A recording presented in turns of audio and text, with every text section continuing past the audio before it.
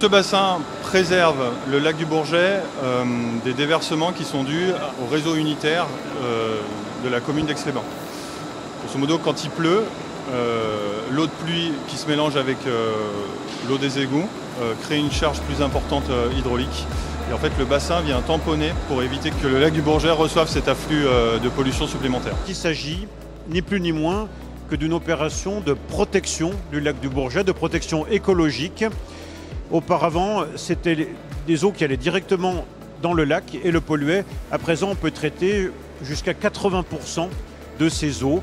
Il faut imaginer finalement qu'à l'horizon 2100, eh bien, nous œuvrons collectivement pour protéger ce qui sera vraisemblablement une réserve d'eau douce stratégique pour notre territoire. En fait, la station d'épuration d'Aix-les-Bains a une capacité nominale et quand en fait la charge polluante est supérieure, elle vient remplir le bassin.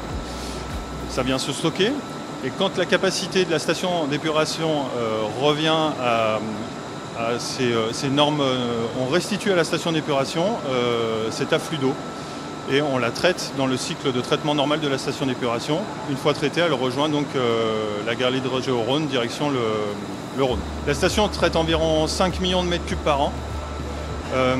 Arrive ici à peu près 350 à 400 000 mètres cubes dans ce bassin des Biâtres sur une année. Et grosso modo, il n'y en a que 60 000 mètres cubes qui filent en fait au lac du Bourget.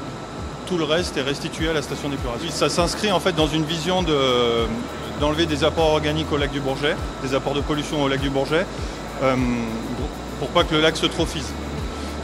Donc il y a plusieurs choses qui ont été faites, dont cette galerie de rejet au Rhône qui regroupe en fait les 3 grosses stations d'épuration autour du lac, qui évite que le rejet des stations d'épuration aille au lac du Bourget. Et dans le même temps, en fait, on a construit des bassins de stockage et de restitution pour que cet afflux de pollution qui arrive quand il pleut puisse être traité aussi par les stations d'épuration. Donc on en a un sur le site d'Aix-les-Bains et un sur le site de Chambéry. Oui, ce sont des années de travail.